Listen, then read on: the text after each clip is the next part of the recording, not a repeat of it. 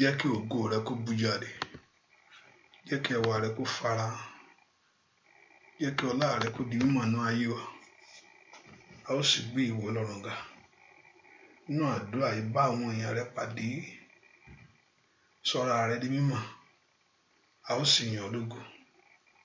Láì lórúkọ Jésù Kristi, Olúwa àti Olùgbàlà wa, àmín. Ọmọ náà jẹ́ ká bẹ̀rẹ̀ sí dúpẹ́ fún oore ọ̀fẹ́ yìí. Let's begin to thank Him for the journey of our life. Let us begin to exalt Him. Ẹ ká bẹ̀rẹ̀ sí dúpẹ́ fún oore tí Ọlọ́run ṣe nínú ayé wa. Ẹ ká dúpẹ́ fún ìyanu rẹ̀ ṣẹ́. Ẹ ká dúpẹ́ fún ògo rẹ̀. Ẹ ká dúpẹ́ fún ẹwà rẹ̀. Bẹ́ẹ̀ni máa Ísírẹ́lì ó ṣé o.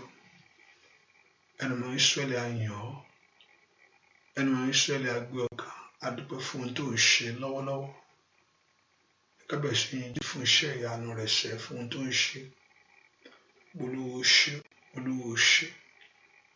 Ẹni máa Ísírẹ́lì ó máa ṣé o. Ẹni máa Ísírẹ́lì á yìn ọ́ fún oore rẹ bàbá, fún ògo rẹ àti ẹwà rẹ. Ẹ ká bẹ̀rẹ̀ sí dúpẹ́ lọ́wọ́ Ọlọ́run yìí fún ohun tó ṣe nínú ayé rẹ ni. Let's begin to exalt Him for the grace of God in your life. Let us begin to worship Him. Ẹ dúpẹ́ fún oore ọ̀fẹ́ tá a rí gbà lọ́wọ́ rẹ̀. Ẹ ká dúpẹ́ fún àánú ètò dá ayé wa sí, àánú tó kó wa yọ. Ká dúpẹ́ fún oore ọ̀fẹ́ tó dájú. Let's begin to exalt Him. Let's magnify Him. Let's exalt Him. Let's glorify Him. Let's exalt Jesus for the grace of His love. Fún oore ọ̀fẹ́ rẹ̀, fún oore ọ̀fẹ́ àánú rẹ̀ ṣẹ́. Olúwa ó ṣeun. Ọlọ́run ó máa ṣeun. Ọwọ́ tó pọ̀ nípa àti agbára. Ìwọ la yìn lógo fún iṣẹ́ rẹ̀. Ìwọ la yìn lógo fún àánú rẹ̀ ṣẹ́. Olùgbàlà ó máa ṣeun. Olùgbàlà ó ṣé. Ẹni máa Ísírẹ́lì ó máa ṣé o. Ẹni máa Ísírẹ́lì ó ṣé. Ẹ ká dúpẹ́ lọ́wọ́ Ọlọ́run yìí fún oore ńlá èyí tó ń ṣe nínú ayé wa. Fún oore ńlá èyí tó ń ṣe lórí ilé wa. Fún oore ńlá èyí tó ń ṣe nínú ayé ọmọ wa gbogbo. Fún oore ńlá èyí tó ń ṣe nínú ẹbí wa. Ẹ ká bẹ̀rẹ̀ sí dúpẹ́ lọ́wọ́ Ọlọ́run fún ohun tó ń ṣe. Let's lift our voice and just begin to appreciate over God for the grace of God, for the love of God for your life. Fún àánú rẹ̀ àti oore ọ̀fẹ́ rẹ̀. Fún ògo rẹ̀ àti ẹwà rẹ̀. Ẹ ká bẹ̀rẹ̀ sí dúpẹ́ lọ́wọ́ Ọlọ́run yìí fún ohun tí Jésù ń ṣe lọ́wọ́lọ́wọ́ báyìí o. Fún ohun tí ẹni máa Ísírẹ́lì ń ṣe lórí ilé rẹ, lórí ọmọ rẹ gbogbo. Let's exalt Him. Let's magnify Him.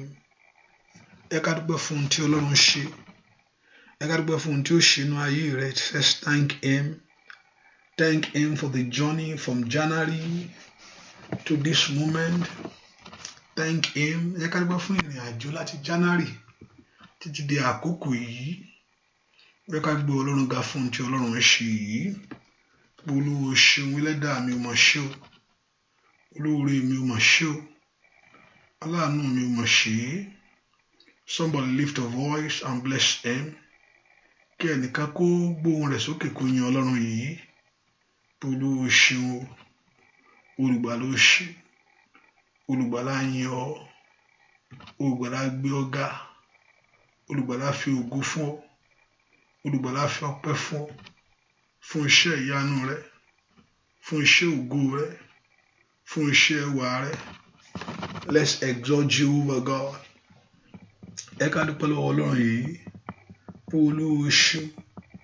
Kábíyèsí ó ṣé. Kábíyèsí á yìn ọ́ fún iṣẹ́ rẹ bàbá. Fún iṣẹ́ ògo rẹ. Fún iṣẹ́ ẹwà rẹ. For your blessing, O God. For your grace, O God. For your mercy in our life.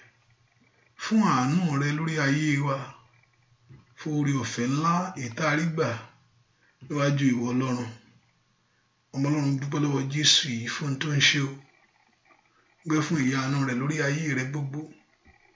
Gbẹ́ fún ọwọ́ agbára tó fi kàn ọ́. Gbẹ́ fún ẹwà rẹ̀ nínú ilé rẹ. Olúwa ó ṣé.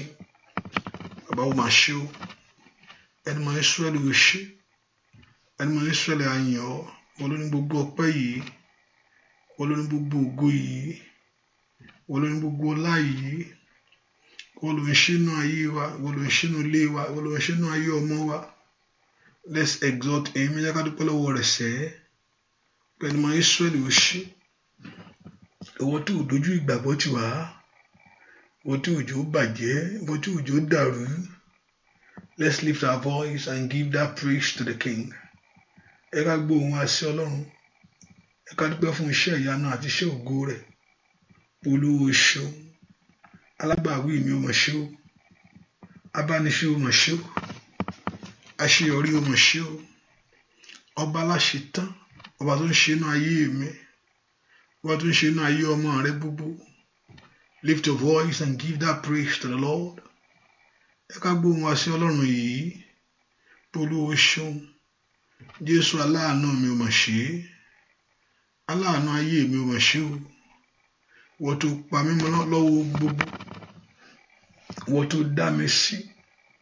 Ìwọ tó kó ayé mi yọ. Let's exalt him. Let's magnify him. Let's celebrate him right now. Ẹ jẹ́ ká dúpẹ́ lọ́wọ́ Ọlọ́run yìí. Olúwa o ṣeun. Oore rẹ̀ pọ̀ lórí ilé mi gbogbo. Oore rẹ̀ pọ̀ lórí ọ̀nà mi gbogbo. Oore rẹ̀ pọ̀ lórí iṣẹ́ mi gbogbo. Lift your voice and bless him. Lift your voice and appreciate him. Ẹ ká dúpẹ́ fún ìrìn àjò ayé wa. Ibi tó bá dé yìí. Ẹ ká dúpẹ́ fún ìbẹ̀rẹ̀ oṣù tuntun yìí. This is the 4th day in the month of November. Ọba tó mú ọlọ́ọ̀ta October já. Let's exalt the Lord and magnify the Lord. Ẹ ká dúpẹ́ lọ́wọ́ Jésù yìí fún tó ń ṣe o. Ẹ ká dúpẹ́ ìyanu rẹ̀ tó fi hàn nínú ọ̀nà rẹ̀ gbogbo. Olúwa o ṣeun. Ẹlẹ́dàá mi ò mọ̀ ṣe. Jésù o ṣe. Abániṣe òde ọ̀run o ṣe o. Ìwọ tó ń pa mí mọ́ o mà ṣe. Ìwọ tó ń dá mi sí o ṣe. Ìwọ tó dó tì mí o mà ṣe o. Ìwọ tó ojú mi o ṣe. Ìwọ tó fi ẹwà rẹ fún ayé mi o mà ṣe. Ìwọ tí o fi ògo rẹ fún ọ̀nà mi o mà ṣe. Let's exalt him. Let's magnify the Lord. Let's appreciate the King. Let's say to Jehovah God, you are wonderful God. Great are you, O God. Great are you, O God. We thank you, Lord. We worship you. Adúpẹ́ fún tó ń ṣe. We thank you, we exalt you. Adúpẹ́ fún ìyanu rẹ̀. We thank you, Lord. We exalt your name. A gbé ọ̀gá, a yìn ọ́. A yìn ọ́ fún iṣẹ́ agbára. A yìn ọ́ fún ògo. A yìn ọ́ fún iṣẹ́ ìyanu. Lift your voice and bless him. Lift your voice and appreciate him. Lift your voice. Let's exalt Jesus. Let's exalt him. Let's exalt the Lord. Let's magnify the King. Let's exalt Emmanuel. O ṣé o, ọba ńlá. Akọ́dá ayé o ṣé o. Jésù o ṣé o. Dúpẹ́ lọ́wọ́ Ọlọ́run. Dúpẹ́ lọ́wọ́ Jésù yìí. Dúpẹ́ lọ́wọ́ Ọlọ́run ọba tó fi ọ́ sílẹ̀. Dúpẹ́ lọ́wọ́ Ọlọ́run ọba tó dó tì ọ́. Jesus, we thank you. Jesus, we exalt you. Magnify the Lord right now wherever you are. Yẹ kí ọpẹ́ rẹ pọ̀ níwájú Olúwa. Let your thanksgiving lift your voice in praise to him, in honor to the Lord. Osho, osho, osho. Osho, osho, osho. Osho, osho, osho, osho, osho. Osho ẹni máa ń sọ́lẹ̀. Ìwọ lọ́yẹ̀. Osho, Messiah, Baba, ìwọ.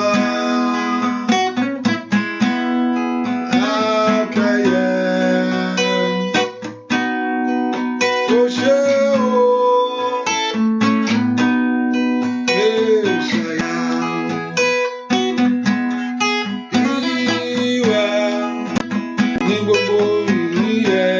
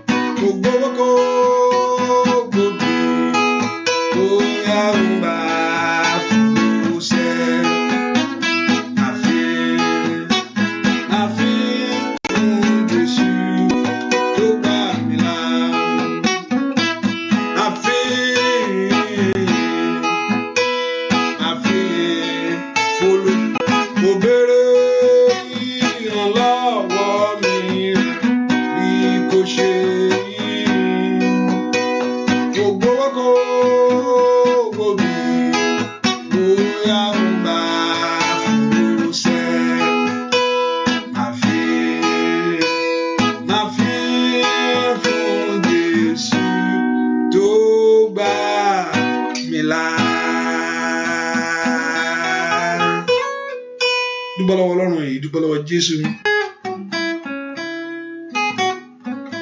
Dúpẹ́ lọ́wọ́ Jésù yìí.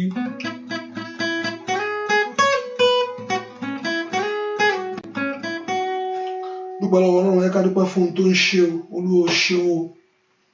Let's thank him for the journey of your life. Ẹ ká dúpẹ́ fún Ọlọ́run fún ìrìn àjò ayé wa. Let's thank him for the journey of your life. Let's thank him for the journey of your life. Let's thank him for the journey of your life. Ẹ ká dúpẹ́ fún ìrìn àjò ayé wa. Ẹ ká dúpẹ́ fún ìrìn àjò náà ní gbogbo ọ̀nà. Let's give that praise to him. Let's give that honor to him. Let's give that worship to him. Let's give that praise to the Lord. Let's give that honor to the King. That Lord, we worship you. Lord, we exalt you. We magnify you.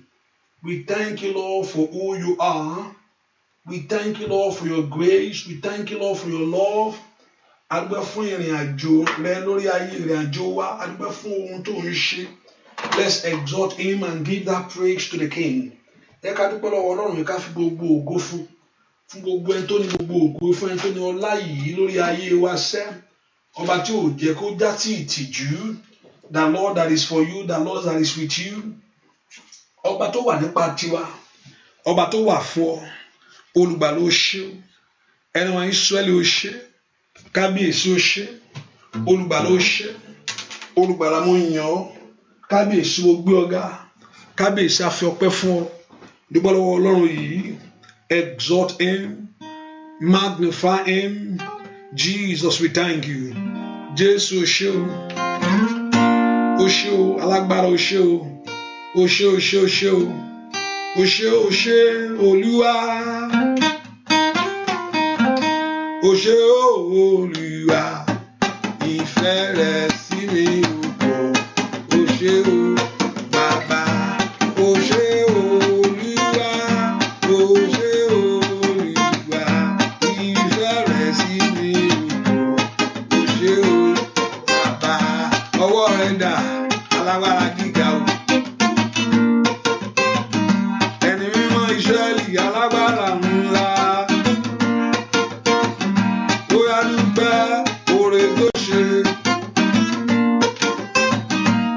ṣé Olúwa, àyìn ọ́ olùgbàlà, ìfẹ́ rẹ̀ sí mi ò ṣé o bàbá, ó ṣé Olúwa, ó ṣé Olúwa, ìfẹ́ rẹ̀ sí mi ò ṣé o bàbá. Abárí sámi lọ́tún, gbogbo bànújẹ́ mi kò lọ o, gbogbo mi jẹ mí lé Jésù nù kúrò. Abárí sámi lọ́tún, bóyá sámi lọ́tún, abárí sámi lọ́tún o, gbogbo bànújẹ́ mi kò lọ o, gbogbo mi jẹ mí lé Jésù nù kúrò. Abárí sámi lọ́tún, abárí sáyé mi lọ́tún,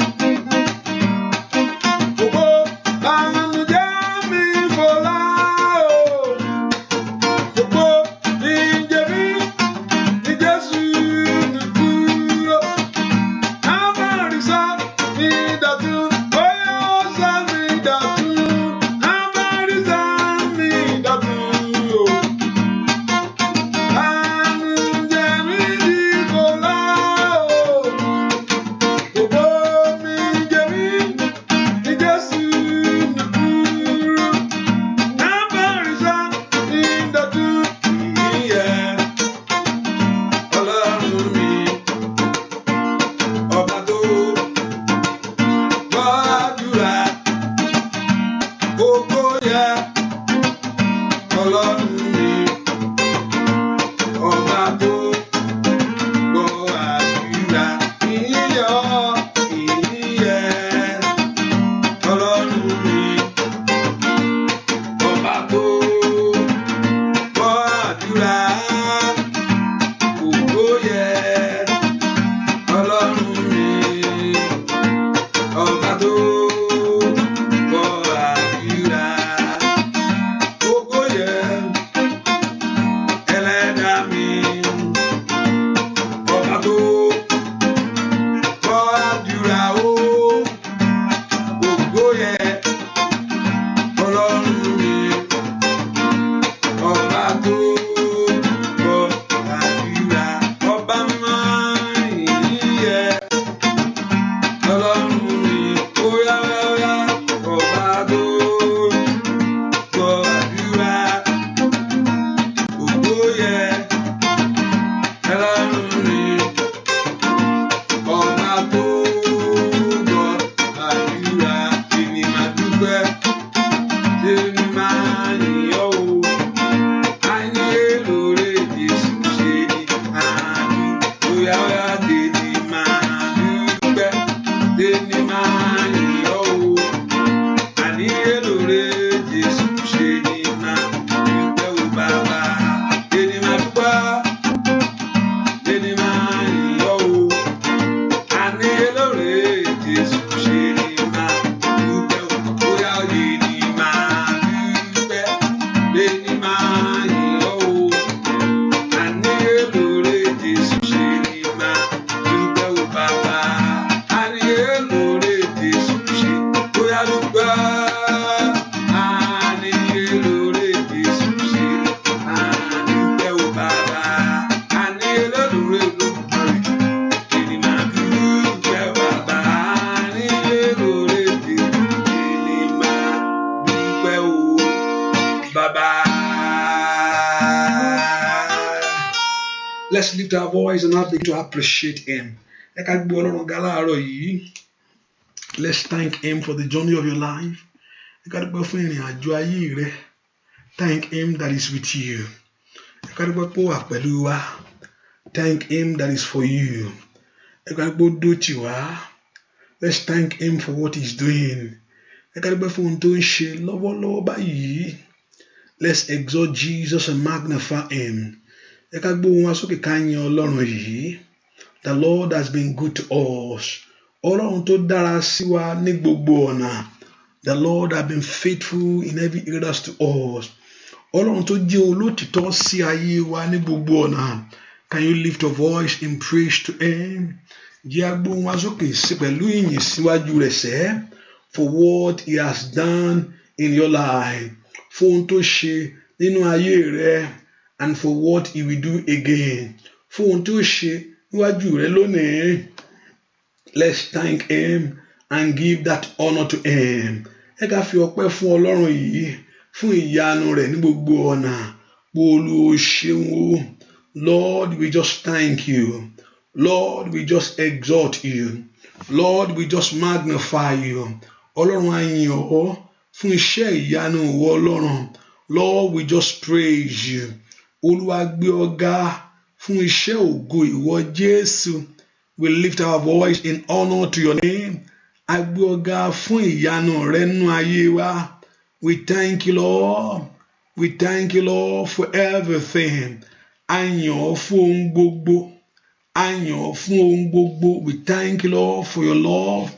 A yìn ọ́ fún orí ọ̀fẹ́ ọ̀rọ̀ rẹ. We thank you, Lord, for your grace in our life. A dúpẹ́ fún ìyanu ọ̀rọ̀ rẹ, bàbá. Jésù mà ṣeun. Somebody thank him. Ẹ ká dúpẹ́ lọ́wọ́ Ọlọ́run yìí. Olúwa o ṣeun. Olúwa yìn ọ́, gbọ́ àdúrà lórúkọ Jésù Kristi. Olúwa àtolùgbàlà wa, ẹ ká sọ fún Ọlọ́run. Ọlọ́run tá a bá rí mo ti ṣẹ̀ sí ọ. Olúwa dárí ẹ̀ṣẹ̀ mi jì mí. Let's talk to him. That Lord Jehovah God to forgive us all our sins. Ẹ ká sọ fún Ọlọ́run. Olúwa tá a bá rí mo ti ṣẹ̀ sí ọ. Gbogbo àṣírí èmi tí ò ń jẹ́ rí ọ. Olúwa dárí jì mí. Ẹ pe orúkọ Jésù. In any areas of life that have sinned against you, ẹ pe orúkọ Jésù, that Lord Jehovah God to forgive all your sins. Ẹ ká sọ fún Ọlọ́run alààyè, dárí gbogbo tí a ti ṣẹ̀ sí ìwọ Ọlọ́run. Ẹ ká sọ fún Jésù, kẹ́ni máa Ísírẹ́lì kó dáríjì wá. Let us begin to ask the Lord to forgive us all our sins. Let us begin to pray. Let us begin to ask the Lord God of heaven to forgive every iniquity of our heart. Bí kí Ọlọ́run kó dárí gbogbo àṣírí déjì, gbogbo ẹ̀ṣẹ̀ gbogbo. All our sin before God, all our sins before Jehovah God. Let's begin to ask the Lord God of heaven to forgive all those sins. Ẹ ká sọ fún Ọlọ́run kí Ọlọ́run kó dárí ẹ̀ṣẹ̀ wa jì wá. Let us begin to ask the Lord God of heaven to forgive us every iniquity. Kẹ́ni máa Ísírẹ́lì kó dárí gbogbo àṣírí déjì.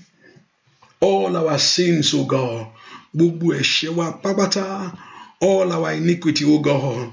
Ẹ pe orúkọ Jésù dáadáa, that the Lord God of heaven to forgive every sin. Kí Ọlọ́run kó dárí gbogbo àṣírí déjì. Let's begin to ask the Lord that the blood of Jesus Christ to wash away. Kí ẹ̀jẹ̀ Jésù kó wẹ gbogbo àṣírí dé. Kí ẹ̀jẹ̀ Jésù kó wẹ gbogbo àbàwọ́n.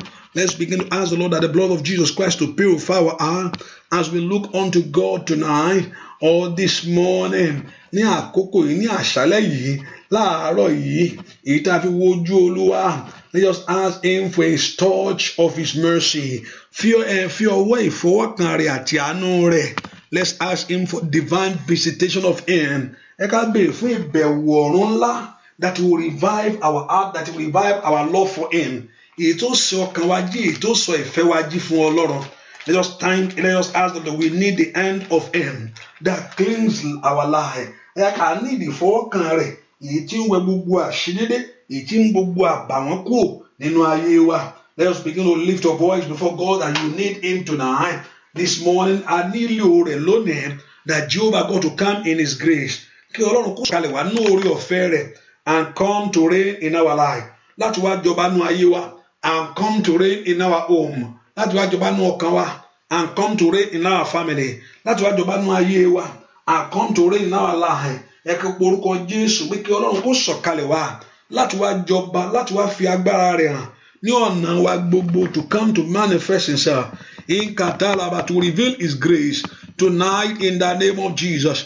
This morning in your life, pray for divine visitation of heaven. Ẹ ká pray fún ìfọwọ́kàn ọ̀run. Meto karabaka, that will locate us today, that will give our life a new story. Èyí tí ó fún ayé wa ní ìtàn tuntun. That will give your life a new story. Èyí tí ó fún ayé rẹ ní ìtàn tuntun. Then lift your voice and begin to ask the Lord that you need the touch of God. Pé òun fẹ́ ìfọwọ́kàn Ọlọ́run. that you need the touch of heaven this hour. Bó ń fẹ́ ìfọwọ́kàn ọ̀run lọ́wọ́lọ́wọ́ báyìí, that you need the touch of heaven in your life. Bó ń fẹ́ ìfọwọ́kàn Ọlọ́run, that you need the touch of God in your home. Lift your voice to pray. In Jesus' name, we pray. Let's say, Lord, I look unto you this morning. Olúwa mo wojú rẹ fún ìyanu. Visit my life. Bẹ̀ mí wò láàárọ̀ yìí. Lord, I look unto you. Olúwa mo wojú rẹ fún ìyanu. Bẹ̀ mí wò fún ìyanu. Visit my life.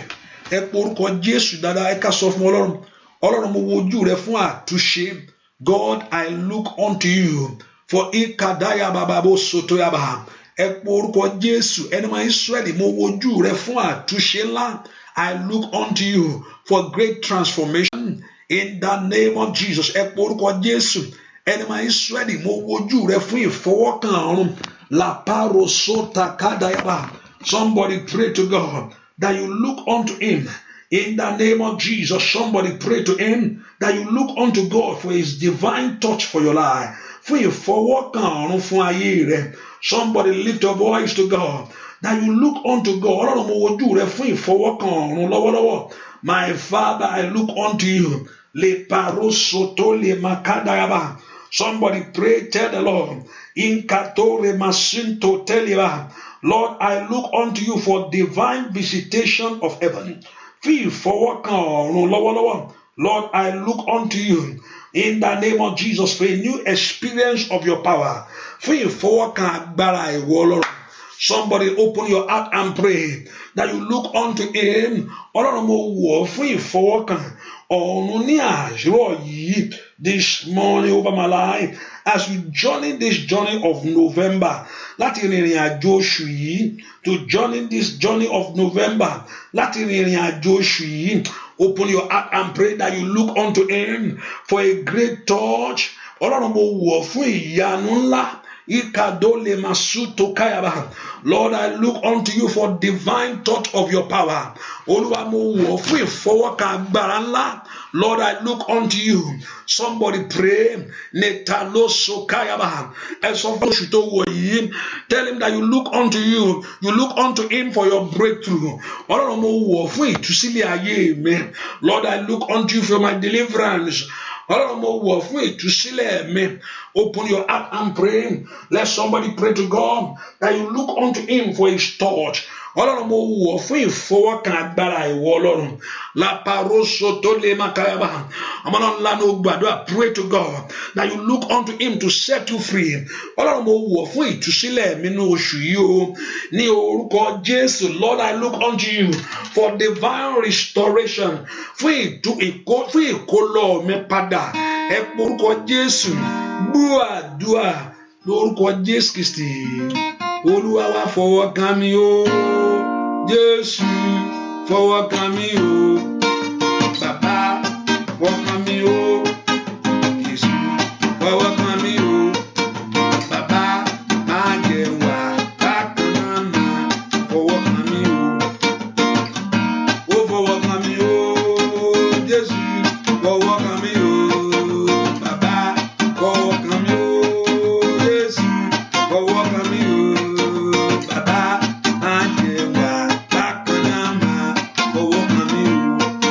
Sọ fún Jésù, fọwọ́ kàn mí o. Jésù, fọwọ́ kàn mí o. Alágbára gíga o, fọwọ́ kàn mí o. Jésù, fọwọ́ kàn mí o. Bàbá má jẹ́ wá bákan náà máa fọwọ́ kàn mí o. Óyá, óyá, óyá, fọwọ́ kàn mí o. Jésù, fọwọ́ kàn mí o. Bàbá, fọwọ́ kàn mí o. Jésù, fọwọ́ kàn mí o. Bàbá, má jẹ́ wá bákan náà máa fọwọ́ kàn mí o. Bàbá, má jẹ́ wá bákan náà máa fọwọ́ kàn mí o. Ó yá sọ fún Jésù, fọwọ́ kàn mí o. Jésù, fọwọ́ kàn mí o. Ó yá sọ fún Olódùmarè, fọwọ́ kàn mí o. Jésù, fọwọ́ kàn mí o. Bàbá, má jẹ́ wá bákan náà máa fọwọ́ kàn mí o. Má jẹ́ wá bákan náà máa fọwọ́ kàn mí o. Ó yá sọ fún Jésù, fọwọ́ kàn mí o. Jésù, fọwọ́ kàn mí o. Fọwọ́ kàn mí o. Jésù,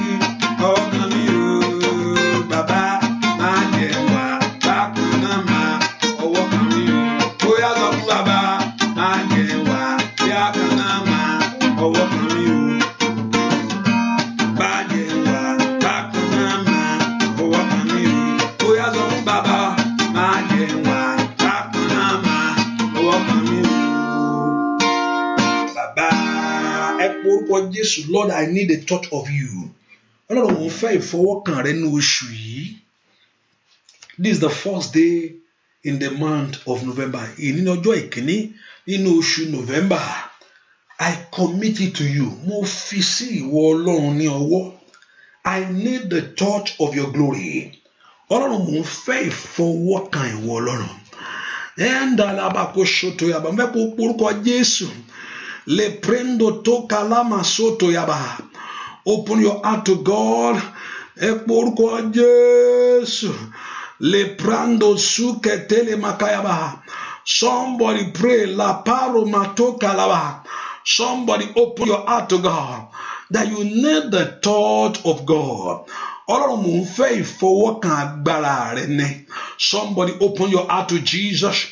That you need the touch of heaven in your life. Ọlọ́run mò ń fẹ́ ìfọwọ́kàn ìṣẹ́gun rẹ ni. I need the touch of you that will break the yoke. Mò ń fẹ́ ìfọwọ́kàn ìwọ Ọlọ́run èyí tí ó já gbogbo ìdè ayé mi. Somebody open your heart to pray that you need the touch of God, that will lead your life to your place of liberty. Èyí tí ó mú ayé mi lọ síbi òmìnira ńlá. La paro sonto lima kapayaba. I need the touch of you. Ọlọ́run mò ń fẹ́ ìfọwọ́kàn ìwọ Ọlọ́run that will change my life. Èyí tí ó yí ayé mi yí padà. That will open doors for me. Èyí tí ó ṣí ilẹ̀kùn fún ayé mi. I need the touch of you that will take away my sorrow. Èyí tí ó mú ìbànújẹ́ mi kúrò. Can you lift your voice to God of heaven? Ìjẹ́ o lè lanu rẹ kó gbàdúrà sí Ọlọ́run. That you need the touch of God. Olúwa mò ń fẹ́ ìfọwọ́kàn ọ̀run lọ́wọ́lọ́wọ́ báyìí o. I need the touch that breaks that yoke. Mò ń fẹ́ ìfọwọ́kàn tí ń tú ayé ẹni sílẹ̀. Mò ń fẹ́ ìfọwọ́kàn tí ń ra ayé ẹni padà. Mò ń fẹ́ ìfọwọ́kàn tí ń ra ayé ẹni padà sẹ́. Somebody open your heart and pray. Lift your voice to Jesus. That you need the touch of God. La parosoto le makadabagayaba. Lemprendo sonto korobo sonto yaba. Open your heart to pray. Le kando robo sandiaba. Open your heart to Jesus. That you need the touch of God. That will give your life a new story. Olúwa bẹ̀ ìpín mi wò lónìí. As the Lord, you need the touch of God in the month of November. Nínú oṣù November yìí o. Ní orúkọ Jésù, èmi náà fẹ́ ṣe àṣeyọrí ńbẹ̀. Andayababo kapayaba. Èmi náà fẹ́ lu àlùyọ́nú rẹ̀ sẹ́. In the name of Jesus. Mẹ́gẹ́ ayé mi kó gba ohun rere nínú oṣù yìí. In this month of November. Open your heart to pray. Èmi náà fẹ́ kí ìṣẹ̀lẹ̀ ayọ̀ kó ṣẹlẹ̀. La paro sonto yaba. Mo fẹ́ kí ìṣẹ̀lẹ̀ àníyànú kó ṣẹlẹ̀. Nínú ilé mi, mo fẹ́ kí ìṣẹ̀lẹ̀ ògo kó ṣẹlẹ̀. Nínú ọ̀nà mi gbogbo. Can you lift your voice to God that you need the touch of God? Matoka labaga. Mo fẹ́ kí ìtàn ayé mi kó yí padà sẹ́. Somebody pray for the touch of heaven for your life. Ó yá ẹ jẹ́ gbàdúrà fún ìfọwọ́kàn ọ̀run fún ayé wa sẹ́. The touch of God that will break that satanic yoke. Èyí tí ó já gbogbo èdè ọ̀tá yẹn ní orúkọ Jésù nínú oṣù yìí. Father, I need the touch of you. Nínú oṣù November yìí ní orúkọ Jésù kàdó kàbáyàbá. Mo ń fẹ́ ìbẹ̀wò agbára ńlá. Le prendo tu kayaba. I need the touch of heaven that will give my life a new story. Èyí tí ó fún ìpín mi ní ìtàn tuntun. Èyí tí ó fún ayé mi ní ìtàn tuntun. Somebody pray mako parusate. Somebody pray to God. I need the touch of heaven. Mo ń fẹ́ ìfọwọ́kàn ọ̀run lọ́wọ́lọ́wọ́. I need the touch of your glory. Mo ń fẹ́ ìfọwọ́kàn agbára rẹ. I need the touch of your power. In Jesus' name we pray. How many of you are in a country where your time has changed? You can just say, yes, my time has changed. Àwọn olówà lórílẹ̀-èdè tí àkókò wọn ti yí padà. If you're in a country where they have moved your time backward or forward, I don't know. I think he has to go back. Back. I think we are moving on back. If you're in a country where they have changed your time, let me look at it for those that are there.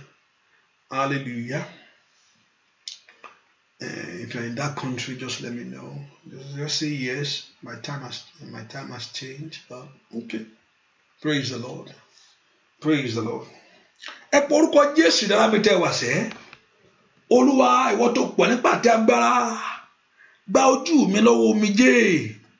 Psalm 116 verse 8 told us, for thou hast delivered my soul from death, my eyes from tears, and my feet from falling. Ẹ ká pọ orúkọ Jésù, Ọlọ́run tó pọ̀ nípa àti agbára. Olúwa gba ojú mi yìí lọ́wọ́ omijé. Olúwa gba ojú mi lọ́wọ́ omijé. Gba ọkàn mi lọ́wọ́ ikú. Gba ẹsẹ̀ mi lọ́wọ́ ìṣubú. I want to begin to lift your voice and begin to pray and talk to God. Olúwa gba ojú mi ní ọwọ́ omijé. Olúwa gbé ẹsẹ̀ bẹ́ẹ̀ ni, gbé ẹsẹ̀ mi lọ́wọ́ ìṣubú. Gbogbo agbára tó ní kó ṣubú kó sígbó. Gbogbo agbára tó ní kí ayé ẹni ṣubú kó ṣubú dànù. Ẹ pe orúkọ Jésù. Father, deliver my eyes, deliver my soul from death, my eyes from tears, and my feet from falling. Ǹjẹ́ o lè sọ di àdúrà lọ́wọ́lọ́wọ́ báyìí? Orúkọ Jésù, ẹni tó pọ̀ nípa àtàgbára. Olúwa gba ọkàn mi lọ́wọ́ ikú o. Ripatoli makayaba. Ojú mi lọ́wọ́ omijé. Ní orúkọ Jésù. Ẹsẹ̀ mi lọ́wọ́ ìṣubú. Ó yá Ọlọ́run la gbàdúrà. Nínú oṣù tí mo wọ̀ yìí o, tọmọtọmọ ni o.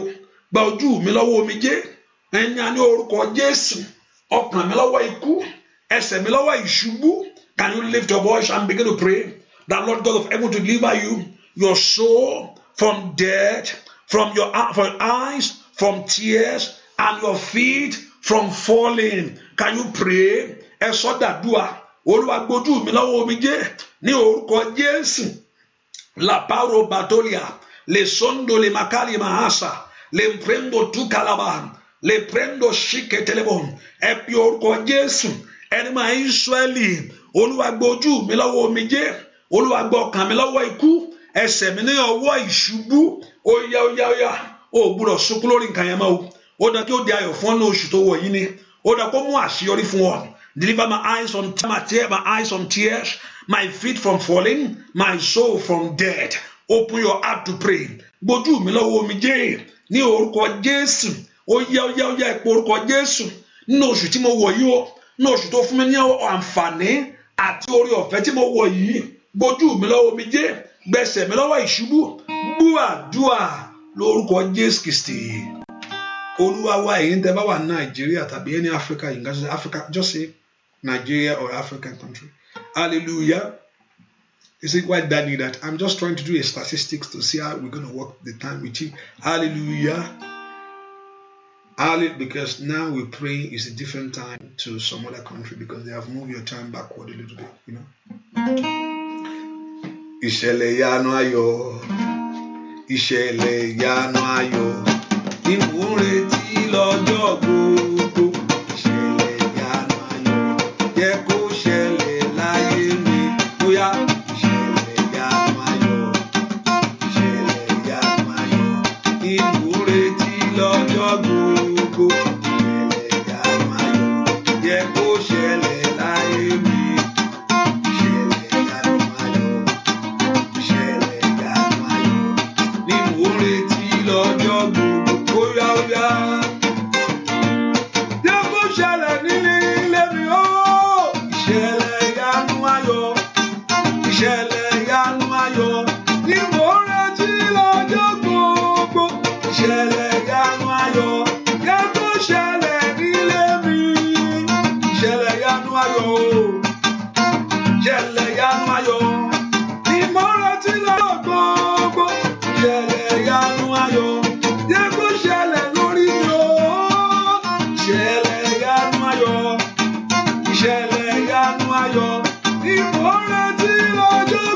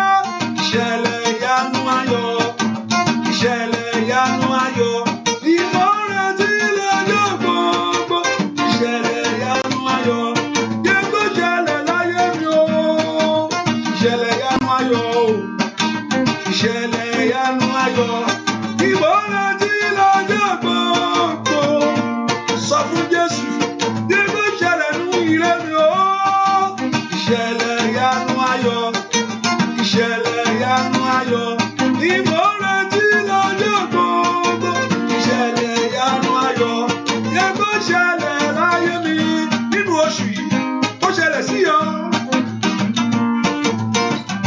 Àṣeyọrí ìbùkún rẹpẹtẹ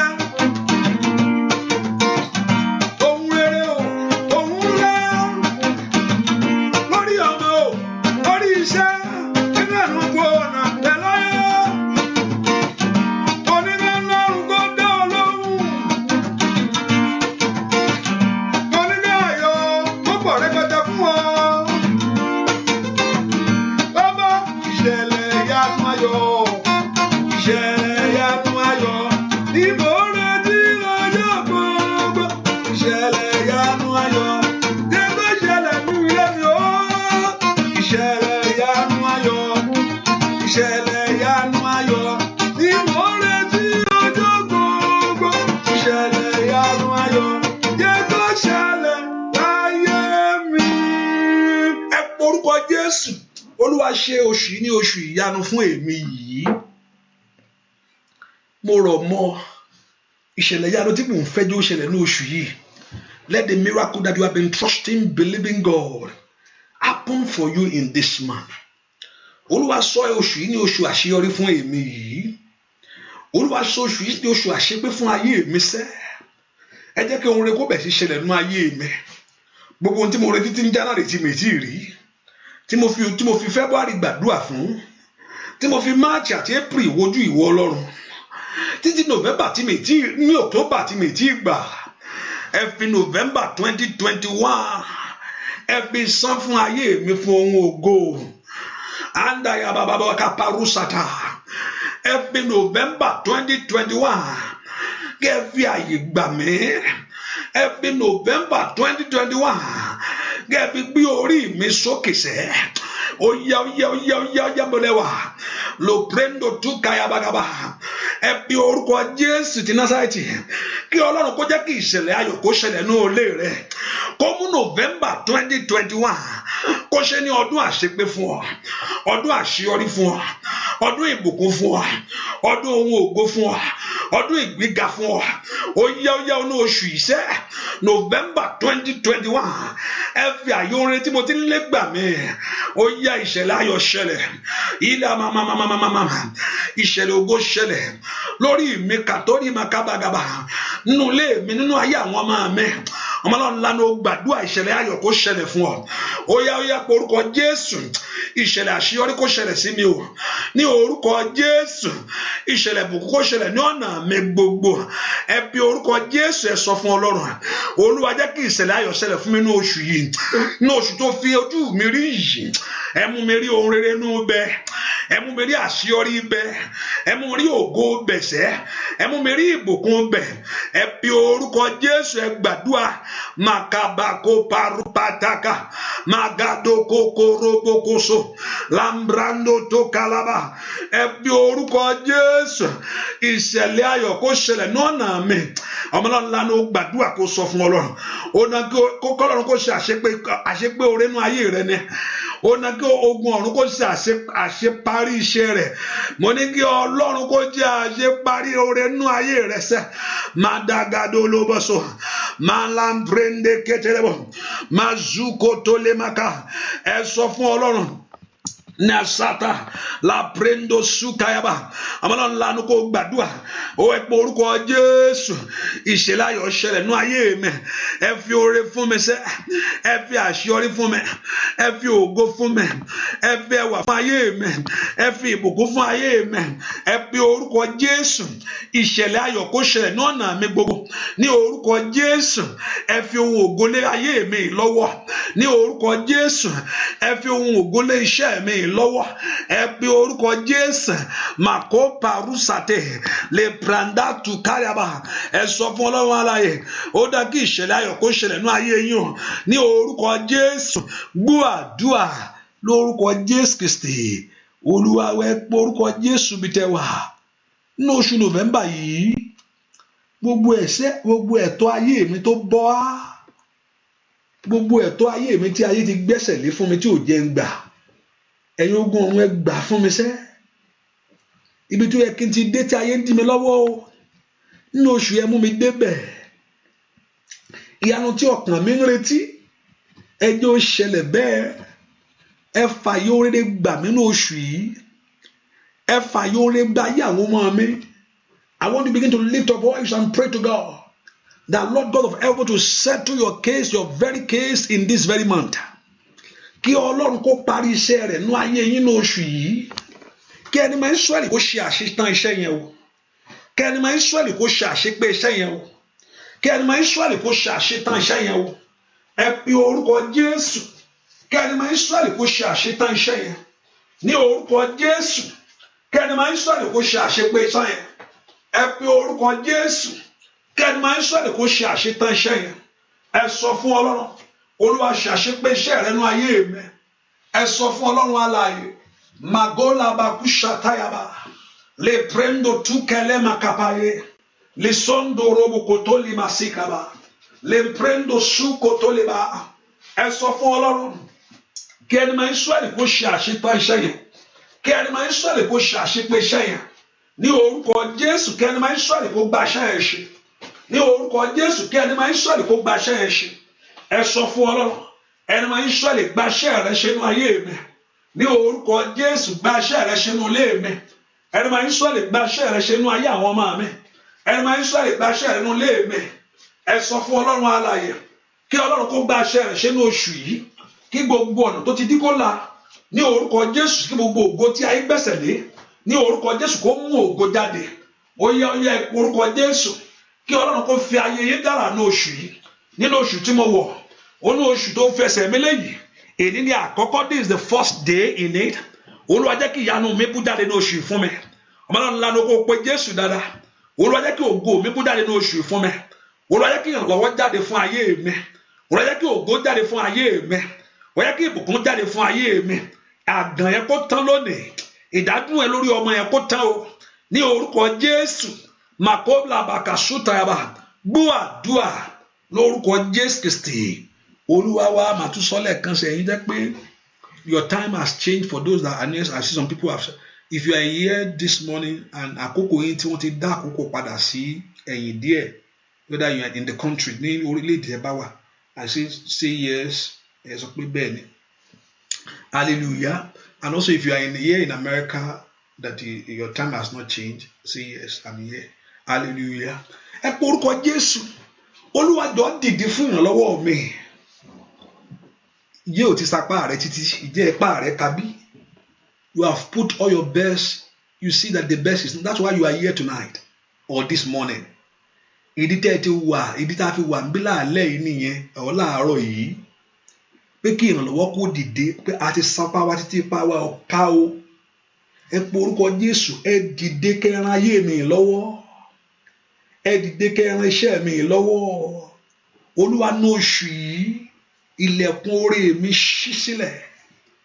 Olúwa ní oṣù yìí, ìrànlọ́wọ́ mi kó dé fún mi. O ti ṣe títí tí ayé ò fẹ́ kó rí ṣe. You have just been trying. Ó dọ̀ kí ọ̀run kó wá crown the effort of your life. Ó dọ̀ kí ojú rẹ kó kò lórí omijé o. Ẹ fà yóò rẹ gbà mí ní oṣù iṣẹ́. Ilẹ̀kùn ògo mi kó ṣí sílẹ̀. Ẹ gbé ìrànlọ́wọ́ láti dé fún ayé mi. Ìrànlọ́wọ́ tí ayé mi ń fẹ́. Olúwa gbé dìde fún ayé mi. Ìrànlọ́wọ́ tí ayé mi ń retí. Olúwa gbé dìde fún ayé mi. Ọmọlọ́run ńlá ló gbàdúrà sẹ́ pé ìrànlọ́wọ́ tí ayé rẹ̀ ń fẹ́ pé kí Ọlọ́run kó gbé dìde ní oṣù yìí fún ọ. That help you are believing God, that help that you are trusting God to see, that your hope in Him. Bí kò ṣẹlẹ̀ bẹ́ẹ̀, Olúwa jọ̀ọ́ ṣẹlẹ̀ sí mi. Ìyanu mi ṣẹlẹ̀ ní oṣù yìí. Ìwọ ọ̀nà àbùkún mi là. Ìwọ ọ̀nà àṣeyọrí mi là. Can you lift your voice? Kí Ọlọ́run kó gbé ìrànlọ́wọ́ dìde fún ọ. Nínú oṣù yìí ni ẹ ṣe láṣẹ pé fún mi o. Nínú oṣù yìí ni ẹ ṣe láṣẹ parí fún mi o. Nínú oṣù yìí ẹ ṣe láti tọ́ fún mi. Ẹ dá ìkólọ mi padà fún mi. Restore my blessing back to me. Òjò àánú kó rọ̀ sórí mi. Nínú oṣù yìí ní orúkọ Jésù.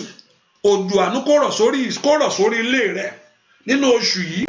Òjò tó mú oore dàgbà fún ọ, ẹ pe orúkọ Jésù. Òjò àánú kó rọ̀ lórí ilé rẹ sẹ́, òjò àánú kó rọ̀ lórí iṣẹ́ rẹ. Gbọ́ àdúrà lórúkọ Jésù Kristi Olúwa wa. Òjò ìbùkún yóò sì rọ̀, yóò rọ̀ sórí mi. Òjò ìbùkún yóò sì rọ̀, yóò rọ̀ sí ilé mi.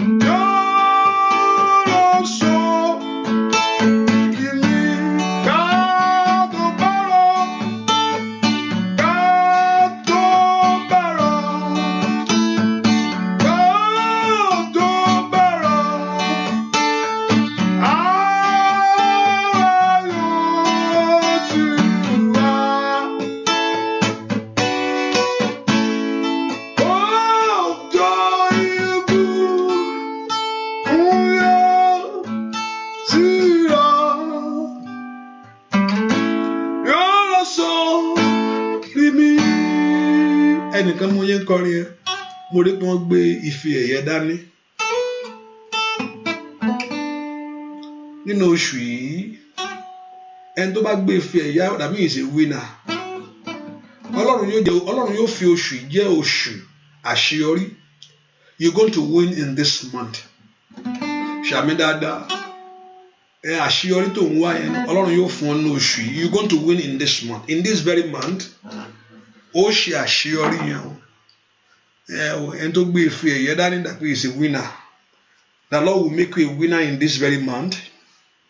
Nínú oṣù yìí, Ọlọ́run yóò gbé orí rẹ sókè. Òjò ìbùkún yẹn yóò mú oore dàgbà fún ọ.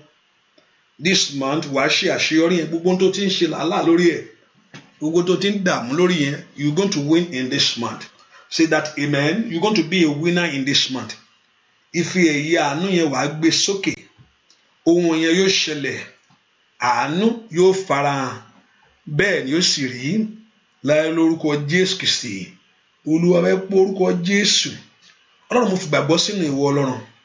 The Bible told us in Psalm 118 verse 5, is that I call upon the Lord in distress and the Lord hear me.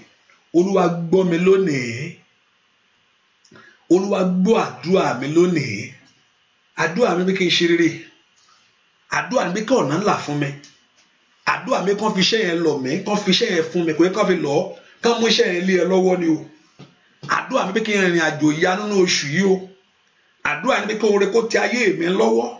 Mo náà ńlá ní o bá gbàdúrà kí àdúrà mi gbà. Olúwa jẹ́ kí àdúrà mi gbà ní oṣù yìí. Ẹ jẹ́ kí oore ṣẹlẹ̀ ní ayé mi. Ó yẹ kí ọ̀nà mi là gẹ́gẹ́ bí ọ̀rọ̀ rẹ̀. Ìwọ ọ̀nà àbáyọ síbi àṣeyọrí ńlá. Ìwọ ọ̀nà àbáyọ síbi ìbùkún. Ìwọ ọ̀nà àbáyọ síbi ìgbéga.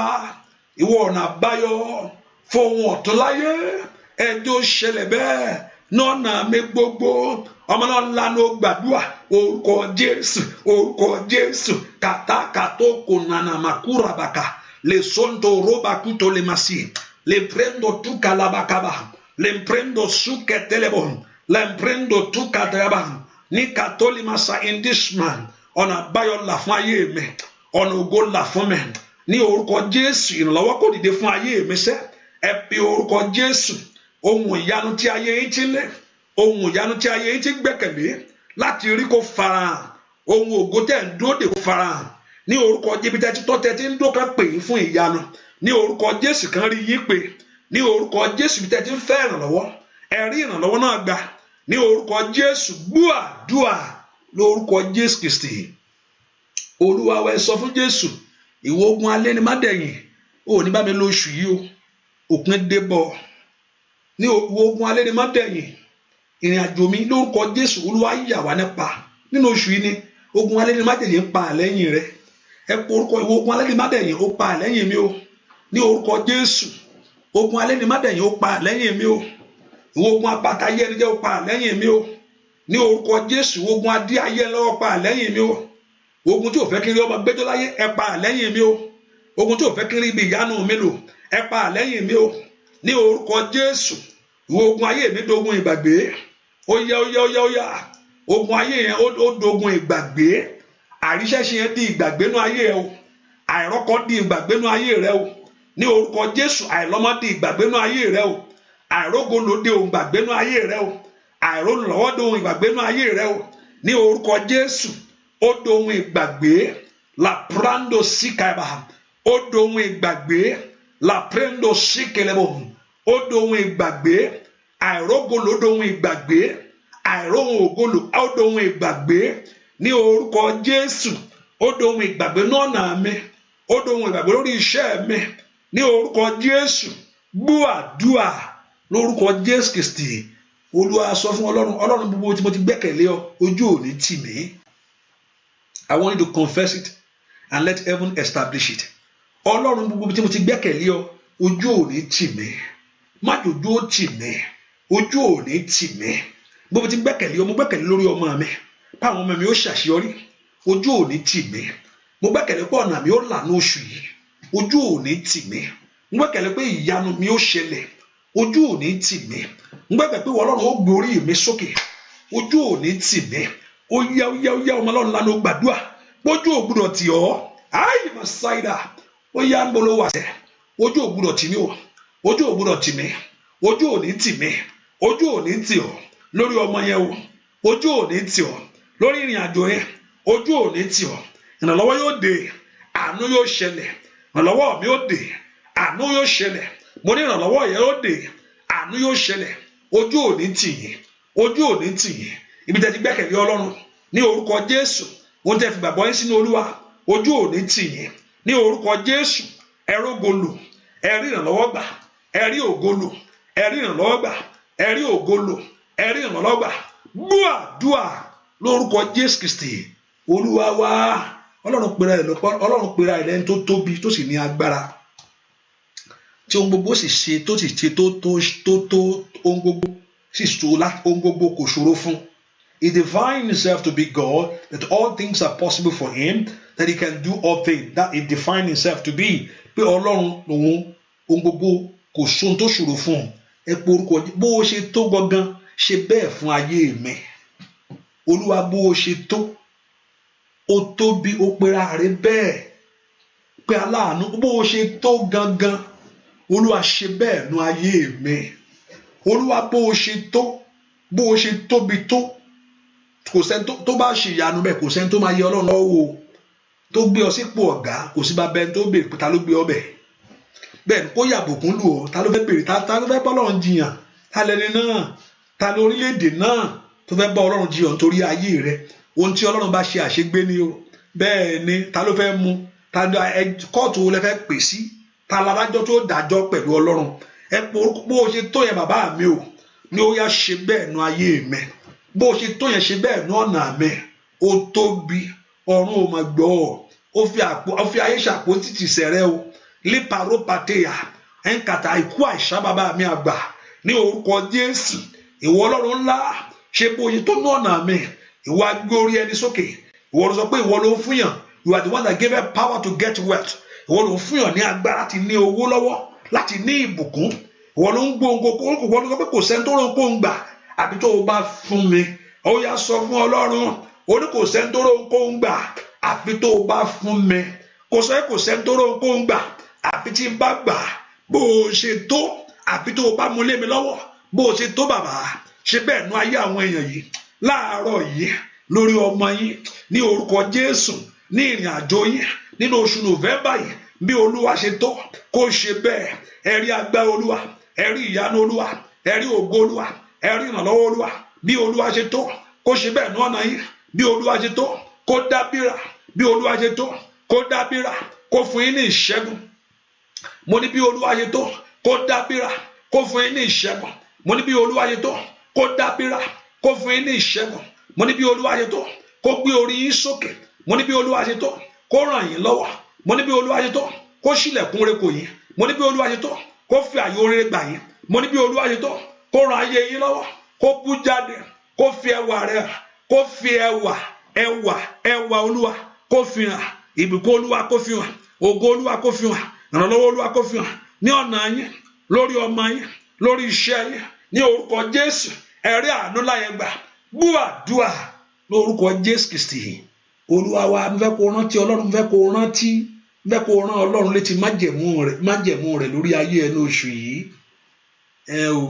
ó ní gbogbo ohun tí bá ti dáwọ́lé yóò mọ̀ sí dídé ni bẹ́ẹ̀ ni ó ní ohun gbogbo tí o bá ti dáwọ́lé ó ní Ọlọ́run sọ pé ohun gbogbo yẹn á ṣe dídé ni bẹ́ẹ̀ wá rán Ọlọ́run létí ohun májẹ̀mú rẹ̀ lórí ayé inú oṣù yìí pé ìwọ Ọlọ́run ó sọ fún mi pé ọmọ kìnìún á máa ṣaláìní o ebi á máa pa ọmọ kìnìún ó sì gbá àwọn tó gbẹ́kẹ̀lé ìwọ Ọlọ́run ìlérí ọ̀rọ̀ rẹ fún mi pé èmi kì yóò ṣaláìní tó dára o bẹ́ẹ̀ ni ó ní ohun rere kan kì yóò fà sẹ́yìn lọ́dọ̀ àwọn tó rìn dédé mo tún jí láàárọ̀ iwájú ìwọ Ọlọ́run o tún jí láàárọ̀ o ti ń gbàdúrà alábàkó sàtáyà gàbàgàbà lè pronto so ohun rere kan ò gbúdọ̀ fà sẹ́yìn lọ́dọ̀ yín ẹ sọ fún Ọlọ́run ó ló fi ẹsẹ̀ mi múlẹ̀ ó gba ilẹ̀ fún mi ní ìní ó yá ó gborí mi sókè pé èmi àtàwọn ọmọ mi ó sọ di àmì ńlá lórílẹ̀‐èdè yìí ọmọ Ọlọ́run ńlá ni ó sọ fún Jésù ìlétí ọ̀rọ̀ rẹ lórí ayé mi rántí ọ̀rọ̀ rẹ lórí iṣẹ́ mi ní orúkọ Jésù lìpárò pàtìyàrá olópàlà àtàgbọ̀n mímọ́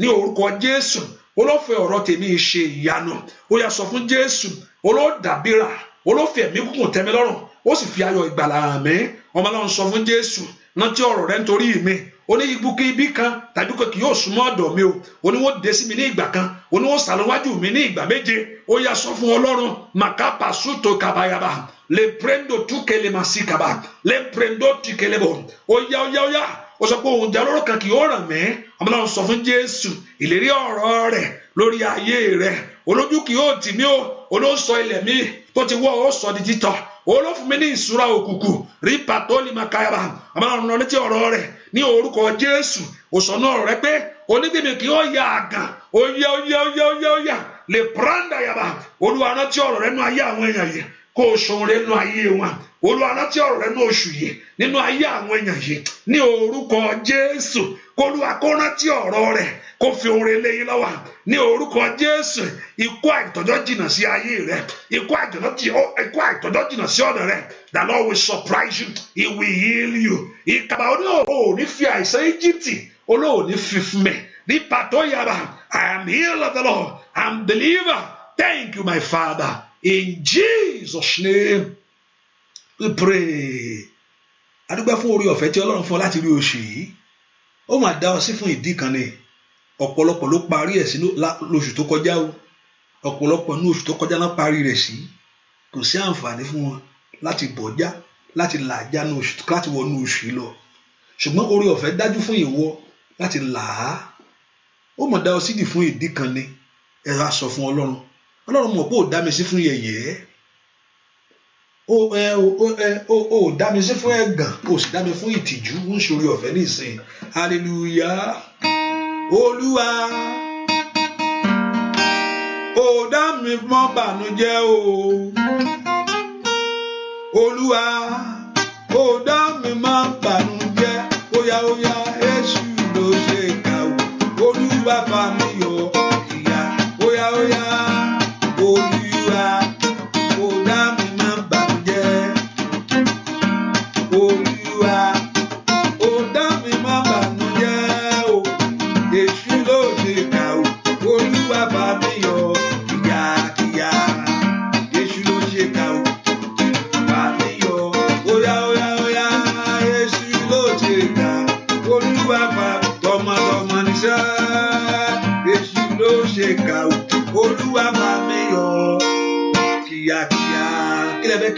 Àwa wo lẹ́fẹ́ kí Ọlọ́run bí ń dánú oṣù yìí ìlérí ọ̀rọ̀ rẹ̀ wo lẹ́fẹ́ kó múṣẹ nú ayé inú oṣù yìí sẹ́ o ọ̀nà àbáyọ ńlá wo lẹ́fẹ́ kí Ọlọ́run kó là nú oṣù yìí mbẹ́kẹ́ wí ti yín fún Ọlọ́run lọ́wọ́lọ́wọ́ báyìí Ọlọ́run mi ò nínú oṣù yìí jẹ́ láṣẹ pé nínú oṣù yìí ẹ fún mi ní ohun rere bẹ̀ ògo nínú oṣù yìí ní kẹ́ gbélé mi lọ́wọ́ àṣeyọrí nínú oṣù yìí ní kẹ́ ẹ múlẹ̀ mi tọmọtọmọ tìran mi ẹ yà mí lẹ́nu nínú oṣù yìí ẹ bá ń pọ̀tá mi lẹ́nu mọ́ o ẹ bá ń lógun alẹ́ ni má dẹ̀yìn padà ó yá ń bolo wàṣẹ́ nínú oṣù yìí kí ọ̀nà àbáyọ kó là fún yín ọ̀nà ìṣelógo ọ̀nà ìmúṣẹ fún ìlérí ohun tuntun kó ṣẹlẹ̀ nú ayé yín Olúwa fayé mi dára ohun rere ayé jẹ́ rí orúkọ rẹ̀ nú ayé mi bàbá màmá ń bolo wàṣẹ́ kàdóòlì màkọ́ parúsàtè ohun ìyanu kó ṣẹlẹ̀ ní oṣù yìí mo ní bẹ́ẹ̀ ṣe wí kó rí bẹ́ẹ̀ ṣe sọ kí ọ̀run kó gbọ́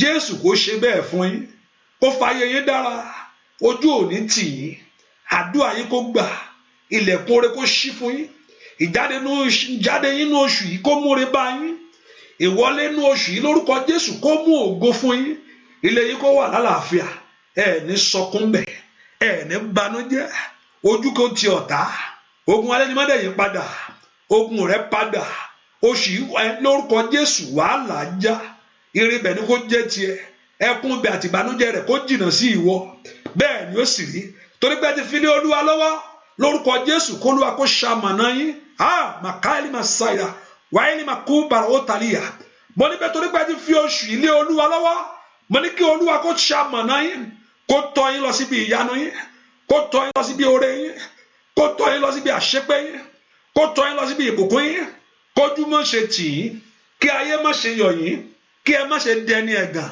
bẹ́ẹ̀ ni ó sì rí láì lórúkọ Jésù Kristi Olúwa àtolùgbàlà wa àmín mẹ́gbọ́ àmín àmín àmín lórúkọ Jésù sọ fún Jésù pé Olúwa ló pé ọ̀rọ̀ mi yóò já sínú ìyanu yóò já sí ìyanu fún mi ní oṣù yìí o sọ fún ọ pé Olúwa mo dúpẹ́ pé ọ̀rọ̀ mi bó ṣe máa já sí ìyanu yóò já sí fún mi ní oṣù yìí bẹ́ẹ̀ ni kó sì rí fún ọ bẹ́ẹ̀ ni kó rí fún yín ọ̀rọ̀ yín kó já sí ìyanu fún yín kọ́lọ́run kó yọ omi ẹ sí mọ́ ogun àgàn dópin ogun ìdádúró dópin ìtìjú dópin àìsàn yẹn jáde ẹ lọ rí Olúwa ẹ lọ rí ògo rẹ̀ ẹ lọ kóore yín ẹ lọ gbáre yín bẹ́ẹ̀ ni ó sì rí ilẹ̀ yín kó jẹ́ lọ́rà ò ní gbìn ṣá kó kórè bẹ́ẹ̀ ni ó sì rí fún ọ láì lórúkọ Jésù Kristi Olúwa wa àmín àmín lórúkọ jẹ́ nìkan wọṣọ funfun like a garment white cloth total white garment yẹn nìkan wọṣọ àdúrà like garment dẹ pé aṣọ àdúrà lọ́rùn ẹ̀ kàrà sí aṣọ àdúrà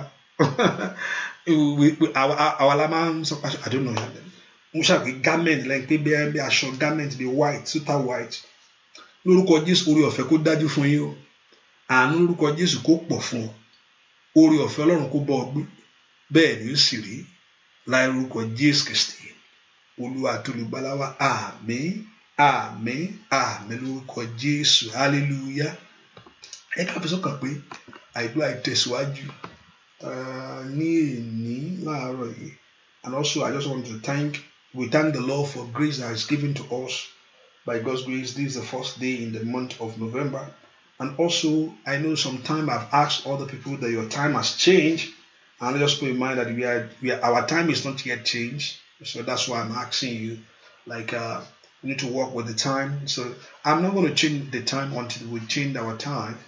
So you just have to work with the time with me.